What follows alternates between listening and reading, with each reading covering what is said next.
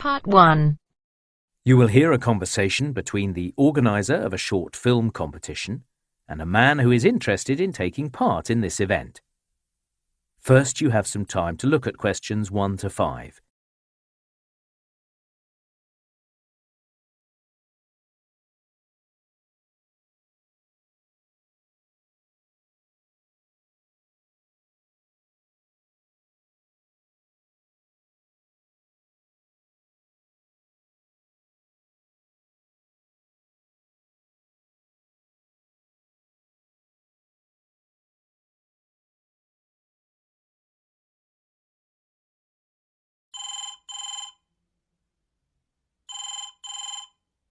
Oh, hello. Is this the right number to call for the short film competition? Yes, how can I help? I know the competition's been running for 10 years, but I've never taken part before. I want to be clear on the rules. Is 20 minutes the maximum length of the film? That's correct. So, shall I run through some of the other rules for entry? That'd be great. I'll make some notes. All right, so the deadline for getting the whole film made and sending it in to us is on Wednesday, May the 15th. Oh, really? I thought the submission date was sometime at the end of June, the 30th. That's when the judges announce the winners. Right. I guess I don't have as much time to make this film as I thought. Now, just so it's clear, one of the rules is about the team of people you have working with you. Will you be doing most of the filming yourself? Probably, yes. OK, but perhaps you'll be needing some technical support with editing and the audio? I imagine so. That's fine, but you can't employ any professional actors, I'm afraid. They all need to be new to acting, having a go for the first time. I see. Not a problem. Now, I know that one of the rules is about the things you need to include in your film. That's right. Last year, all films had to include a scene with a broken pair of glasses. What about this year? Well, it's been decided that one of your main characters has to be a child.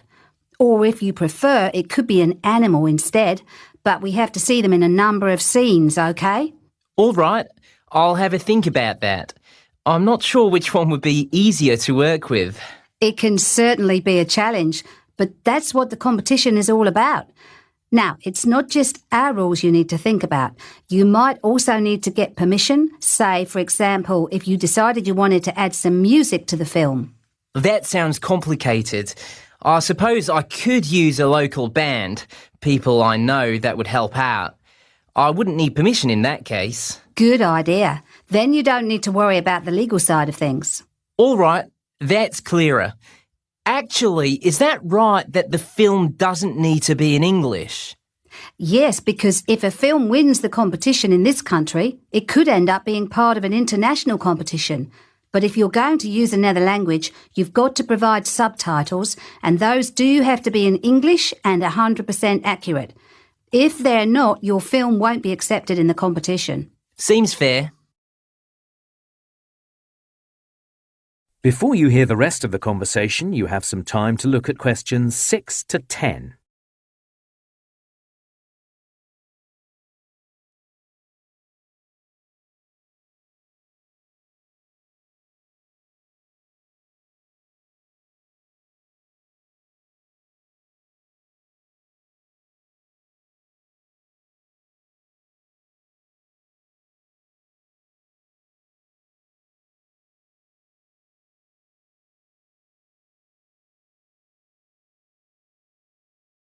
I don't suppose you could give me any advice about making the film, I mean. Of course. In my opinion, it's the script that you should concentrate on. That comes first. Work out what everyone's going to say and go from there. OK, thanks for that. And I read somewhere that you shouldn't have too many characters or locations. Yeah, I'd agree with that. I also read that with short films, the judges have their preferences. I mean, they seem to like films with a serious message, like a documentary. I guess I shouldn't do a comedy because not everyone laughs at the same thing. Yes, stay away from that kind of film. A story with a clear beginning, middle and end. That's what the judges look for. I was thinking I could look at some of the films from last year's competition. You know, to give me a better idea of what to do? Yes, you could certainly do that. If you go to our website, have a look at last year's winner. His name was Greg Hislop. How do you spell that last name? Sure, it's Hyslop.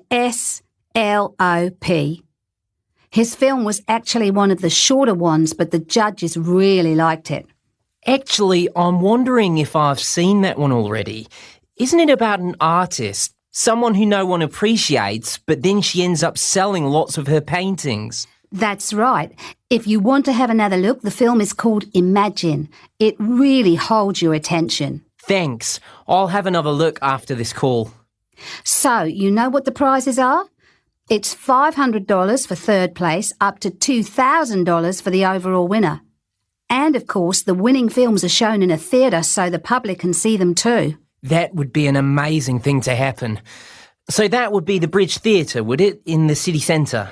Yes, that's my favourite theatre, actually. Lovely view of the river. So, do you have any more questions that you want to run by? That is the end of part 1. You now have half a minute to check your answers.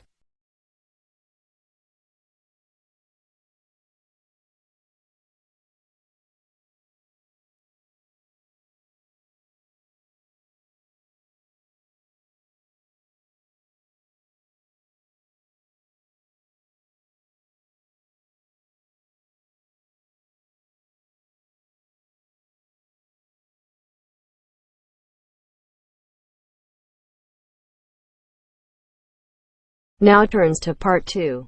Part 2. You will hear a phone conversation giving information about a health and fitness centre.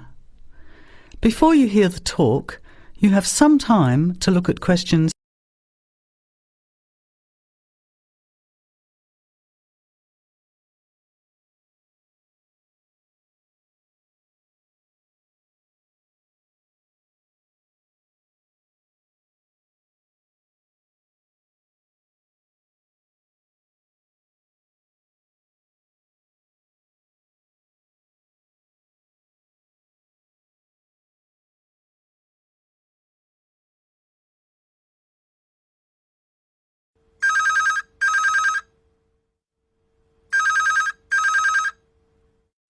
Hello? Hello, is that Miss Heidi Jones? Yes? Good morning, Miss Jones. I'd like to take a few minutes of your time to tell you about the Seven Oaks Health and Fitness Centre, which is in your suburb. Would that be convenient? Okay. Well, the centre's not far from you. It's on the corner of Marion Street and Giles Street and has a large car park. It's open every day of the week, opening on weekdays at 6 a.m. and at 9 a.m. at the weekend. It closes at 9:30 p.m. Monday to Friday and on Saturday at 4 p.m. and Sunday at 2 p.m. We also have childcare Monday to Saturday from 9 in the morning until midday for a small extra charge, so you can leave your children in safe hands while you attend one of our classes, or perhaps have a swim, or if you just want to relax in the spa and sauna or steam room. Talking of classes, we have a very wide range which are designed to suit all different levels of fitness and individual needs. I mentioned the pool just now. Well, in addition to swimming laps or just relaxing, we also offer aqua aerobic classes, which are 45-minute classes that use the therapeutic effects of water. This provides a very safe and effective exercise and is suitable for all fitness levels, as well as being a lot of fun. Many people who haven't been exercising for a while start in the aqua classes, as do people who need to take care after hospital surgery, for example. These classes are very popular and are scheduled every weekday, Monday to Friday, and on Saturday afternoon and Sunday morning. Another very popular activity in the pool area is learning to swim, and these swimming classes are held at 4 p.m. every weekday and in the mornings at the weekend. By the way, they're open to both adults and children of any age. Before the talk continues, You have some time to look at questions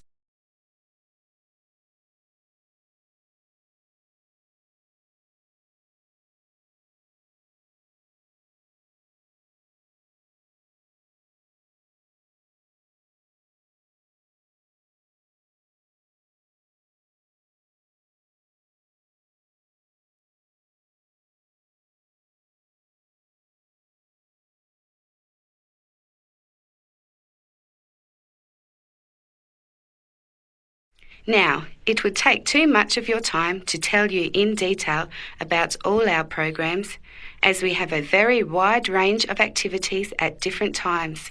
However, I'll just outline some of them. Our super circuit classes are extremely popular, and you get a good aerobic workout while toning your muscles. They're easy to learn, as you combine using hydraulic equipment with exercises guaranteed to give you a good cardio workout. The teachers are very good and there's a fun atmosphere. And the classes are very effective in assisting weight loss, relieving stress, lowering blood pressure and generally increasing fitness. Oh, and I haven't mentioned our range of aerobic and step classes of different types which suit all levels. Our specially designed aerobics room holds over 55 people, and our highly qualified and trained staff can advise you as to which class might suit you. We are inviting you to a free 1-week trial period when you can come and try any of the classes or activities before you make the decision to join. By the way, there is also a large and very well-equipped gym where we offer free fitness assessments, and you can have an individual program designed just for you. Also, the cardiovascular room has the latest range of machines which help you burn fat, increase your fitness, or just warm up. They're very popular, as you can forget all about the calorie burning by watching your favourite music videos on TV while you exercise. Right now, we have a very special new member joining fee offer, which allows 2 memberships for the price of 1, a real bargain. So if you can, bring along a friend who'd like to get fit as well in time for summer. Come along and try us out. You can meet the staff. Try out some of the classes for a week, absolutely free. And then, if you like us, sign up for only $110 each for 6 months. Thanks for taking the time to learn about the centre, and I hope we'll see you there soon, Heidi. I'll put one of our brochures in the mail for you right now. Bye for now. That is the end of part 2. You now have half a minute to check your answers.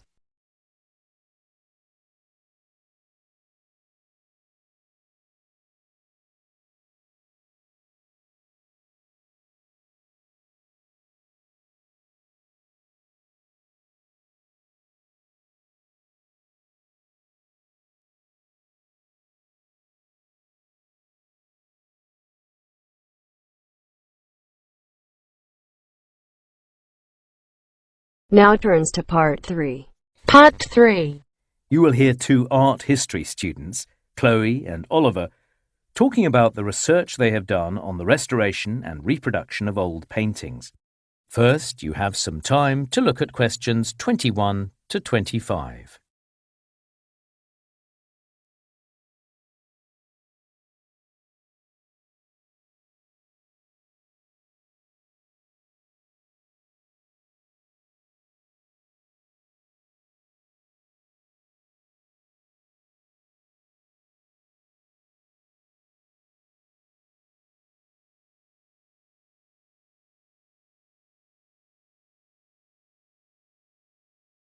Okay, Chloe, let's put the presentation together. What do you want to include in the introduction? Well, we're looking at the restoration of old paintings and the reproduction, so we should begin with a definition to show how those 2 things are different. Is that necessary? Let's start in a visual way. Show some paintings that have been restored and talk about why it was necessary. So, for instance, a painting that was damaged by water and another one by insects, or by sunlight. Okay, let's go with that. It'll get everyone's attention. After the introduction, we should tell everyone about our museum visit. Yes, it was great to see people restoring paintings in front of us. Did you know that most of the restorers we met didn't have a degree in art history? They'd done things like chemistry and archaeology. I never would have imagined that. Me neither. I had no idea those kind of skills would be useful. Apparently, a painting can take a year to clean. I guess it would. And one guy I spoke to told me they're always experimenting, reading up on different ways to clean the paintings. So, would you be interested in a career in art restoration? You know you don't actually need to be able to draw, so it might suit you. Very funny. Look, I think it would be a great job, but I wouldn't choose to do it. You get to work in interesting places, that's true. I mean, sometimes you'd be working in a public place, like restoring the paintings high up on a church ceiling. With the public watching? I wouldn't mind that. But the thing is, when someone owns the painting you're working on, you've got to get it right. What if they didn't like the colors you'd used? Too much pressure. True. Since we visited the museum, I've been researching other restored paintings. One was a Dutch landscape. It had been hanging in a museum for over 100 years, and everyone just thought it was a nice scene of people on the beach. And then a restorer started cleaning it and discovered someone had painted over a whale. A whale? Yes, the original artist had painted a whale on the beach, and later, I suppose the painting was bought by someone who thought the whale ruined a pretty scene, and they paid another artist to cover it up. You must be right. Not everyone judges a painting in the same way, obviously. Anyway, we'll have plenty to say about restoration. What about digital reproduction? Yeah, digital technology is having quite an impact on the art world. We can now reproduce famous paintings, and you can see something that looks just like the original. I guess the difference between a digital reproduction and a fake painting is no one's pretending it was painted by the original artist. And what I like about digital reproduction is you could potentially make lots of copies so a wider audience can see them. Maybe. I'd rather look at the real painting. Before you hear the rest of the talk, you have some time to look at questions 26 to 30.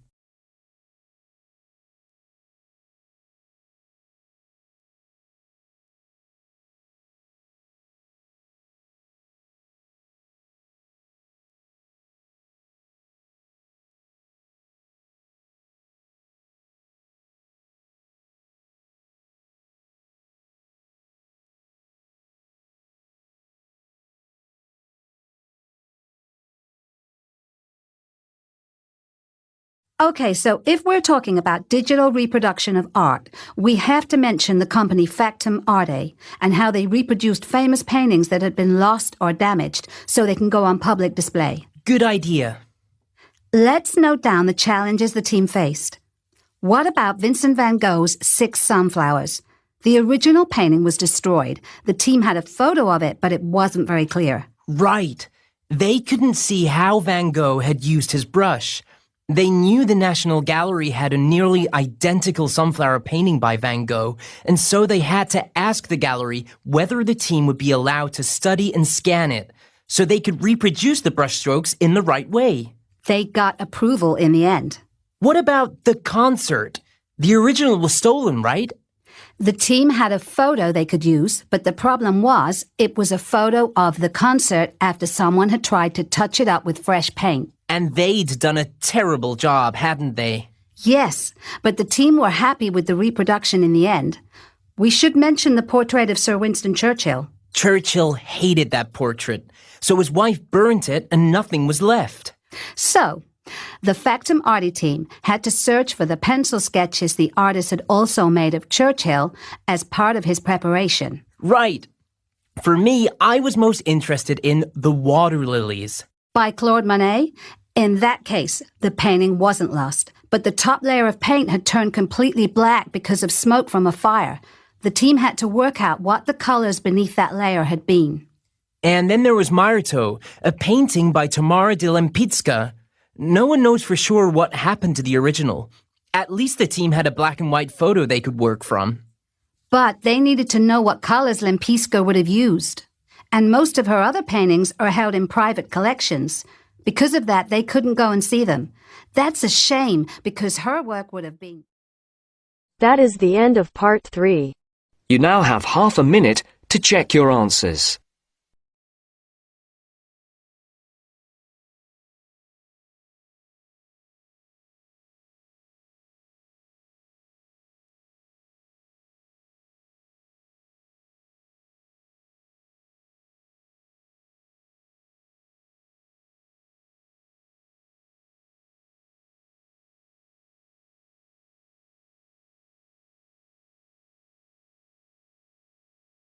Now turns to part 4.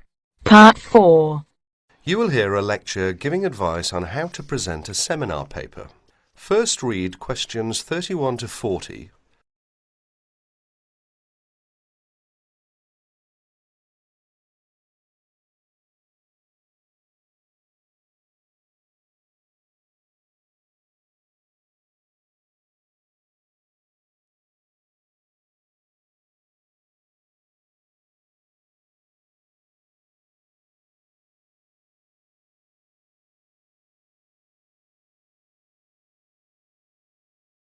In this talk, I'm going to give some advice on how to present a seminar paper. At one time, most university teaching took the form of giving formal lectures. Nowadays, many university teachers try to involve their students more actively in the learning process. One of the ways in which this is done is by conducting seminars. In a seminar, what usually happens is this. One student is chosen to give his ideas on a certain topic. These ideas are then discussed by the other students, the participants in the seminar. What I'd like to discuss with you today is the techniques of presenting a paper at a seminar. As you know, there are 2 main stages involved in this. One is the preparation stage, which involves researching and writing up a topic. The other stage is the presentation stage, when you actually present the paper to your audience. It is this second stage that I'm now concerned with. Let us therefore imagine that you have been asked to lead off a seminar discussion and that you have done all the necessary preparation. In other words, you have done the research and you have written it up. How are you going to present it? There are 2 ways in which this can be done. The first method is to circulate copies of the paper in advance to all the participants. This gives them time to read it before the seminar, so that they can come already prepared with their own ideas about what you have written. The second method is where there is no time for previous circulation, or there is some other reason why the paper cannot be circulated. In that case, of course, the paper will have to be read aloud to the group, who will probably make their own notes on it while they are listening. In this talk, I am going to concentrate on the first method, where the paper is circulated in advance, as this is a most efficient way of conducting a seminar. But most of what I am going to say also applies to the second method, and indeed may be useful to remember any time you have to speak in public. You will probably be expected to introduce your paper even if it has been circulated beforehand. There are 2 good reasons for this. One is that the participants may have read the paper but forgotten some of the main points. The second reason is that some of the participants may not in fact have had time to read your paper, although they may have glanced through it quickly. They will therefore not be in a position to comment on it unless they get some idea of what it is all about. When you are introducing your paper, what you must not do is simply read the whole paper aloud. This is because, firstly, if the paper is a fairly long one, there may not be enough time for discussion. From your point of view, the discussion is the most important thing. It is very helpful for you if other people criticise your work. In that way, you can improve it. Secondly, a lot of information can be understood when one is reading. It is not so easy to pick up detailed information when one is listening. In other words, there may be a lack of comprehension or understanding. Thirdly, it can be very boring listening to something being read aloud. Anyway, Some of your audience may have read your paper carefully and will not thank you for having to go through all of it again. Therefore, what you must do is follow the following 9 points. 1. Decide on a time limit for your talk.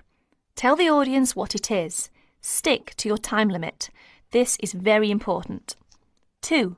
Write out your spoken presentation in the way that you intend to say it. This means that you must do some of the work of writing the paper again, in a sense.